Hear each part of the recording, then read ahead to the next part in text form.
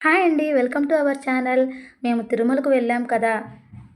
చెప్పాను కదండీ! అక్కడైతే ఒక అద్భుతాన్ని చూశాను నేను. ఇలా దక్షిణ మాడవీధి గుండా వెళ్తే అనంతల్వ గారి తోటైతే వస్తుందండి. అక్కడ ఆయన గారి విగ్రహం కూడా ఉంది.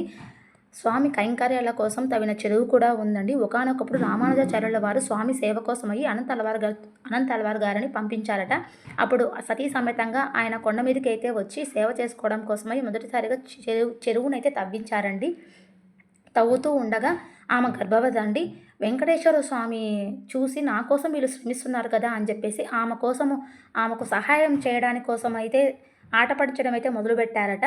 అప్పుడు అనంతలవారి గారికి కోపం వచ్చి ఒక గుణపం తీసుకొని వెంటబడ్డాడట. అలా గుణపం తీసుకొని విసిరేస్తూ ఉండగా స్వామికి గడ్డం మీదైతే గుణపం తగిలిందండి. అప్పుడు రక్తం కారుతూ ఉంది. అప్పుడు స్వామివారు 4 మాడవీధులలో తిరుగుతూ గుడి లోపలికైతే వెళ్ళిపోయారు. అప్పుడు అనంతలవారి గారు కూడా వెంబడించారండి.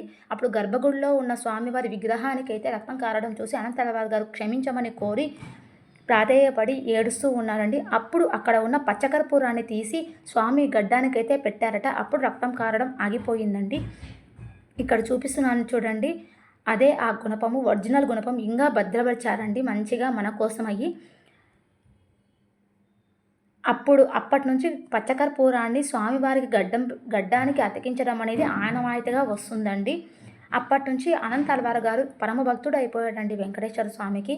అలాగా ఆ చెరువును తవ్వి పెద్ద ఉద్యానవనం అయితే సృష్టించాడండి ఆయన. ఆయన సృష్టించిన ఉద్యానవనమే ఇది ఇంకా ఇప్పుడు ఇంకా అభివృద్ధి చేశారు బాగా. ఇక్కడ ఒక ధ్యాన మండపం కూడా ఉందండి. ఇక్కడ చూపిస్తున్నాను చూడండి పెయింటింగ్స్. అలా ఎలా వచ్చారు, ఎలా చేశారు అని బాగా వివరంగా అయితే పెయింటింగ్ అంతా వేసి కింద అక్షరాలు కూడా బాగా రాశారండి. మనం బాగా అర్థం చేసుకోవడానికి వీలుగా ఉంటుంది ఇక్కడ. ఇక్కడ ఒక ధ్యాన మండపం కూడా ఉందండి. మంచిగా కూర్చొని మంచిగా ధ్యానం చేసుకోవచ్చు. మనశ్శాంతిగా ప్రశాంతంగా ఉంటుంది. ఇక్కడ పూలు చూడండి ఎంత అందంగా ఉన్నాయో పూలు. వెంకటేశ్వర స్వామిని చూస్తే ఎంత ఆనందపడిపోతామో ఈ ఉద్యానవనం కూడా చూస్తే కూడా అంతా ఆనందపడిపోతాము.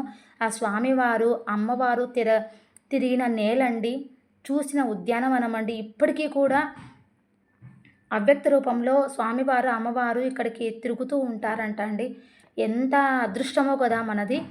నేను అదంతా చూసి నా నోటితో మీకు చెప్పడం వల్ల నాకు కూడా చాలా అదృష్టం అండి. నేను ఈ వీడియోలో ఇంకొక విషయం కూడా చెప్పబోతున్నాను మీకు. అమ్మవారి గురించి కూడా నేను ఒక వీడియో చేసి చూపెడతానండి. ఖచ్చితంగా చూసి తరించండి. మంచి వీడియోస్తో మళ్ళీ కలుస్తాను. సబ్స్క్రైబ్ చేసుకోండి. చేసుకున్న వాళ్ళకి థ్యాంక్స్ అండి. బాయ్.